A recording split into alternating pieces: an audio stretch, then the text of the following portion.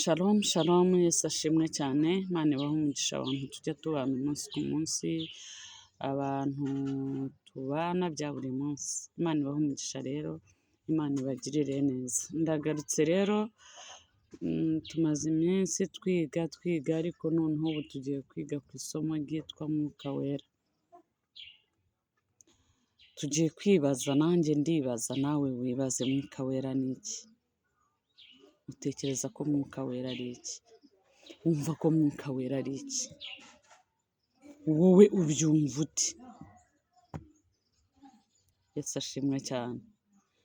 Hanyuma kugira ngo tubyumve rero, tugiye kwifashisha bimwe mu bisobanuro mfite uko mbyumva, nawe wenda ufite uko ubyumva, ariko n'abantu bamwe na bamwe hari uko babyumva, hari uko bagiye basobanura Mwuka Wera icyo ari cyo. Yego, tugiye rero kwifashisha kimwe cyangwa se bimwe mu bintu twibaze ngo Mwuka Wera ni iki? Mwuka Wera kuri jye, numva Mwuka Wera ari imbaraga. Yego, numva Mwuka Wera ari imbaraga zitamenywa n'ubwenge. Icyo ni igisobanuro cya kabiri. Numva Mwuka Wera ari ikintu kidasobanutse, tutasobanura neza ngo biveyo, ariko gihari. Icya gatatu, numva Mwuka Wera ari isano riba hagati y'umwana na se, riba hagati ya data na Kristo. Numva Mwuka Wera ari iryo sano riri hagati y'umwana na se. Numva nanone Mwuka Wera ari ukuremwa k'umuntu, ari imbaraga ziri mu kuremwa k'umuntu.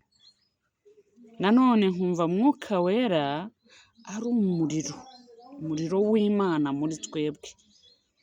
Nanone nkongera nkumva Mwuka Wera nk'amazi y'ubugingo mu buzima bwacu.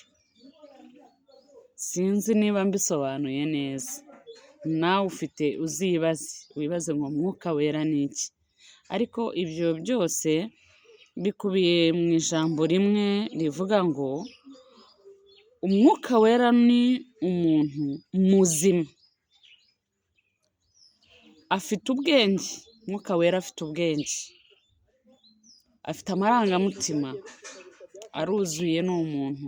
Afite ubwenge, afite amarangamutima ndetse n'ubushake. Reka twifashishe ibyanditswe rero. Ibyanditswe bivuga ku bwenge. Ni gute Mwuka Wera noneho abaye ubwenge? Muri Yohana igice cya 14 umurongo wa 26 handitse ngo ariko umufasha ari we Mwuka Wera, uwo Data azatuma mu izina rye, niwe uzabigisha byose, abibutse ibyo nababwiye byose. Bivuze ngo Mwuka Wera, impamvu twamwise ubwenge, ni uko muri Bibiliya havuga ngo uwo mufasha ari we Mwuka Wera naza, azatwigisha byose. Bivuze ngo umuntu utwigisha ni umuhanga, ni umunyabwenge. Yego, Umwuka Wera rero turamufata hano nk'umuhanga, nk'umunyabwenge. Ikindi cyanditswe kivuga ku buhanga cyangwa se ubwenge bwa Mwuka Wera kiri muri Yohana 16 umurongo wa 13 handitse ngo uwo mwuka w'ukuri naza, azabayobora mu kuri kose, kuko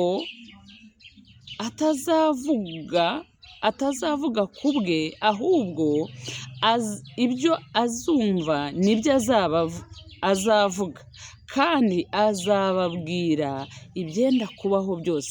Bivuze ngo ni umuhanga ku rwego atega amatwi akumva, hanyuma akadusubiriramo cyangwa se akatubwira ibizaba, kandi yumvishije, atari ibintu ashidikanyaho.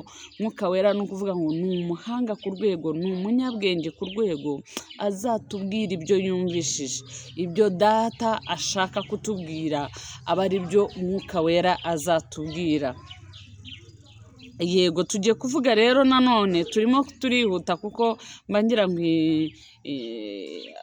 utu duce tube tugufi cyane kugira ngo tworohere abantu. Tugiye kuvuga nanone ku marangamutima ya Mwuka Wera, ariho turi busome Abefeso 4:30, handitse ngo kandi ntimuteze agahinda Mwuka Wera w'Imana wabashyiriweho kuba ikimenyetso kugeza ku munsi wo gucungurwa. Haleluya. Bivuze ngo Mwuka Wera agira amarangamutima. Bibiliya iratubwiye ngo ntitugateze Mwuka Wera agahinda, kuko yadushyiriweho kuba ikimenyetso kugeza ku munsi wo gucungurwa. Ego nanone twongera icyanditswe kijyanye n'amarangamutima cy'uko Mwuka Wera ari amarangamutima, kiri mu Abatesalonike ba mbere 5:19, handitse ngo ntimukazimye Umwuka Wera. Bivuze ngo ntitukamubabaze, ntitukamutwikire, ntitukamubuze kuvuga, ntitukamucecekeshe. Mbese ni umunyamarangamutima ku rwego iyo umucecekesheje acecetse ntiyongere kuvuga. Tugiye ku gace ka gatatu nanone twavuzeho kitwa ubushake. Mwuka Wera rero twabonye ko muri ya ntuza twasobanuye ko Mwuka Wera afite ubwenge, amarangamutima n'ubushake. Tugiye ku gace ka nyuma ariko kitwa ubushake, turi busange mu Bakorinto ba mbere 12:11, handitswe ngo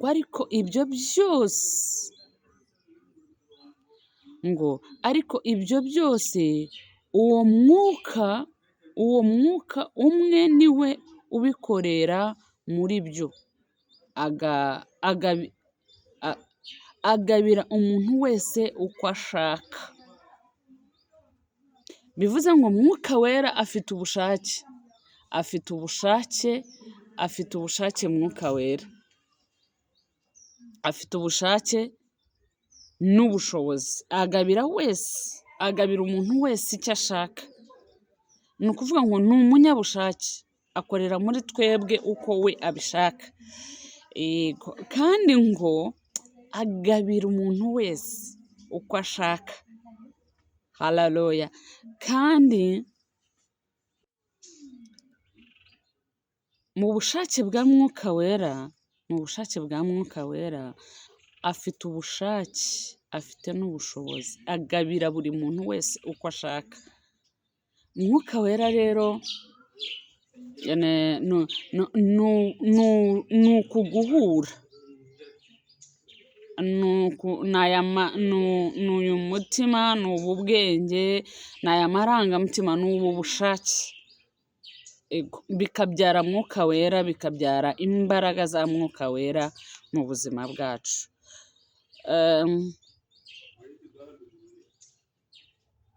Ibihe byinshi tujya twibaza ngo ariko se abarokore bahora bavuga ngo Umwuka Wera, se Mwuka Wera ni iki? Yego, nujya ubitekereza ujye ufata Mwuka Wera nk'umuntu. Umwuka Wera ni umuntu, afite ubwenge, afite amarangamutima, afite n'ubushake. Umwuka Wera ameze nkatwe. Mwuka Wera afite ubushobozi nk'ubwacu. Mwuka Wera afite ubwenge, aramenya, agasobanukirwa, akamenya ngo uyu muntu arankeneye. Mwuka Wera aramenya akavuga ati uyu muntu namwigisha muri ubu buryo. Afite amarangamutima, arababara, ntiyifuza ikimubabaza, ntiyifuza umushyira kure, umwigizayo, umushyira hirya. Yego, Umwuka Wera afite n'ubushake, agabira uwo ashaka. Ni inshuti nziza, wabaye inshuti na Mwuka Wera ntekereza ko ntacyo wabura, kubera ko Mwuka Wera ni inshuti y'Imana, ni umukozi w'Imana, ni ukundi kuboko kudasanzwe kw'Imana. Imana ibahe umugisha.